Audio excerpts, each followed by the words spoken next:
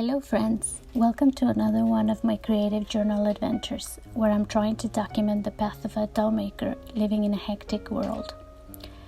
Now that we're entering the wintry months of the year, I decided to talk a little about this beautiful autumn and all the beauty it witnessed and the dolls that it brought into my life. If you're a long-time reader of my doll making blog, which you can find in the description box of this video, you will know that I have a major thing for the fall. When I was little, I always loved it, mainly I guess because it signified my birthday was coming up and my mother always threw me elaborate birthday parties, or because I love the colors, the crunchy leaves, the smells in the air, and fall clothing. Now, as a mother of two, wife and doll maker, I love the fall even harder. I became a mother one October, and I also became a doll maker one October. So as you can see, 3 of the major birthing stories of my life originated right in the middle of this beautiful season. No wonder I love it so much. This fall was particularly beautiful.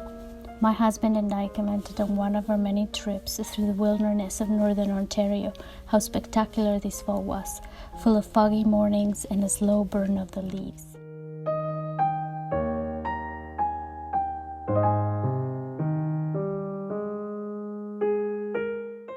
It was magical to also find roses and even some slightly confused Canadian anemones blooming at this time of the year. October is also the month I taught making a fairy online class with Fig and me. I had a room full of eager students from the United Kingdom, Tasmania, Belgium, and the United States learning with me how to create a fairy like Pom. I sure enjoy teaching online. I have come up with a system that feels intentional and cozy. Thank you so much Anne, Denise, Sophie, Charlene, Sephora, and Sean for being so brave in joining my class. But it wasn't all classes. I also made a few dolls. After the summer girls, the first doll was Blackberry Florence, who was supposed to be a fairy of the hedges but went against wearing wings. Go figure that my dolls have strong opinions. As I ended up calling her, had a beautiful pouty expression and those deep soulful brown eyes that I seem to love embroidering. But the main characteristic that made so many of you love her dearly was her gorgeous hair. I mentioned before that these are Leicester long wool locks, dyed and sewn into wefts and then sewn to a mohair crochet cap, one of my favorite ways of making doll hair. It takes quite a long time for me to design and create the doll's clothing because I don't want to rush the process and instead make everything as harmonious as I can. Here I'm taking some time to inspect Miss Blackberry Florence and to dress her up for her journey home.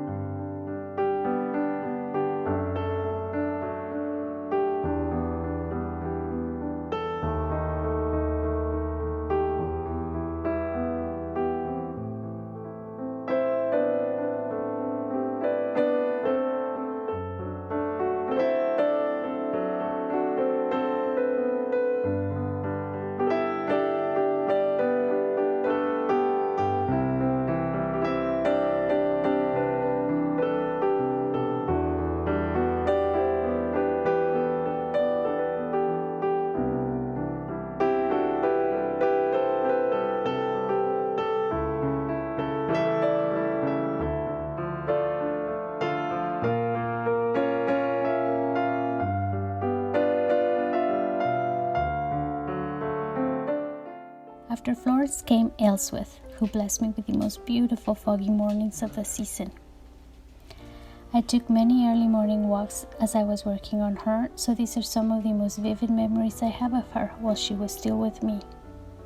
When I see photos of my dolls from long ago, or people ask me questions about certain ones, I always have very vivid memories of the period in their creation, because to me, doll making slows down my life and allows me to ingest the impressions much slower, to the point that they get etched so deeply in my memory. I may forget a name of the size of the doll, but I don't forget how I felt as I was working on her or him, the tribulations encountered whilst making their clothing, or the season both on earth and in life in which they were born.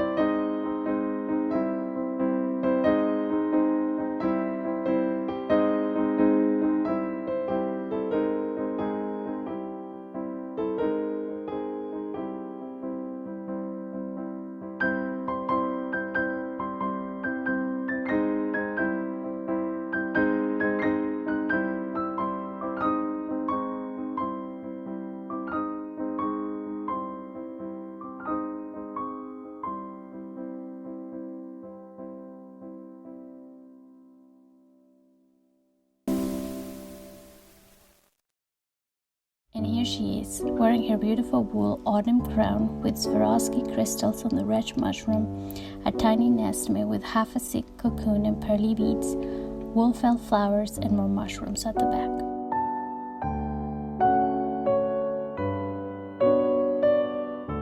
Her woolly boots and long cotton dress. The beautiful fading rose leaves as a background, and Ealhswith in her freckled glory.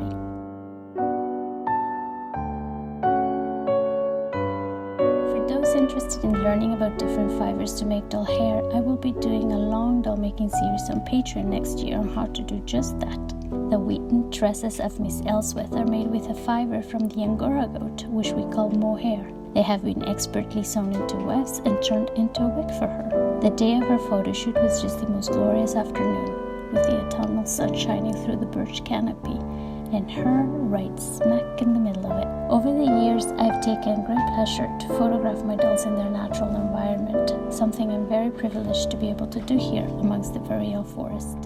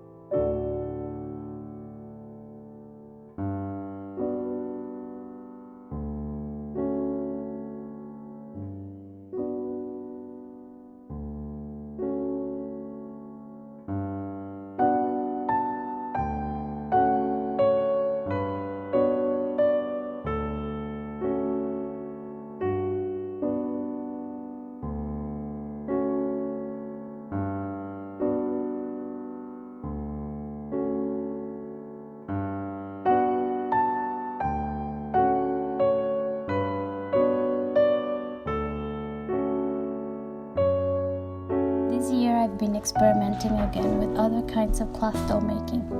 So I made Ealhswith a little doll, which she named Flossie. Flossie doesn't have stuffing in her arms, and she's of rather flat construction. We tamed her hair into long braids, and she's made with tea-dyed muslin my mother bought for me back in Mexico. I love experimenting and diving into other kinds of doll making, as it helps me to learn so much about doll construction.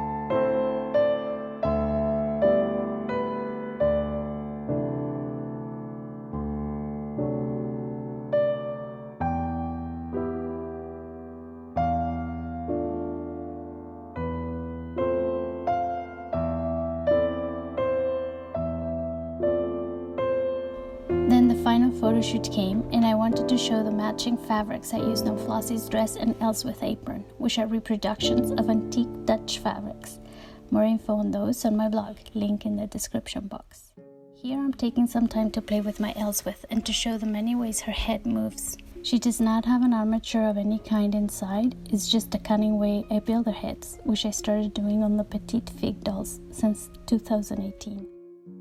The head is constructed in such a way that it moves all around, not just tilting to the sides, but up and down and in a circular motion as well. I have to say, I absolutely adore the way this single feature enlivens my dolls, as it allows them to have so much expression, natural movement, and uniqueness.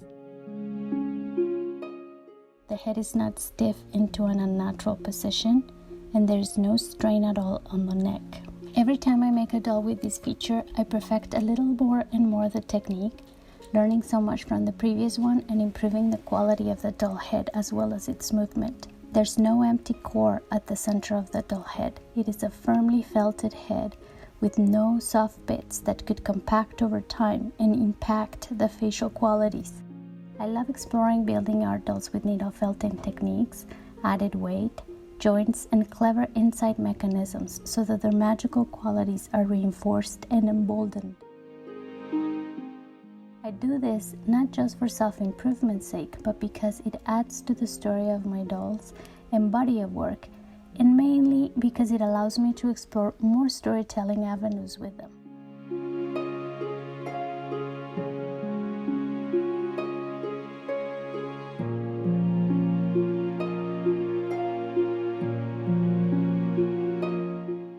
Speaking of storytelling, Miss Palm got a new coat to endure some fall weather in her adventures. This double-breasted wool coat, fully lined by the way, was part of the dressmaking tutorial for my patrons in the month of November. I provided the PDF of the pattern pieces so that everyone could sew one for their chubby 10-inch dolls. It has a cute added breast, circular collar, and mock buttons used in sequins, as unfortunately I like buttons this small for her coat. I spent the entire fall working on my dolls, avidly creating the Hansel and Gretel series for you all, producing my monthly in-depth tutorials for Patreon, sending thoughtful letters via stitching notes, and I am now looking forward to a bit of a long break at the end of the year. It was a beautiful fall, full of the colors that inspire me and recharge my batteries. I'm so thankful I have the chance of working at my own pace, driving inspiration constantly from the beauty of nature around me, concocting ways of turning that into beautiful dolls, and letting the words seep into me so I can write from the heart. I hope you too had the chance to go for a long walk, to witness a beautiful sunrise or a magical sunset, to take some time from your busy day to notice the little things growing all around you. The magic in the drops of rain falling from dying leaves, to be thankful for the sun which powers everything in our earthly life.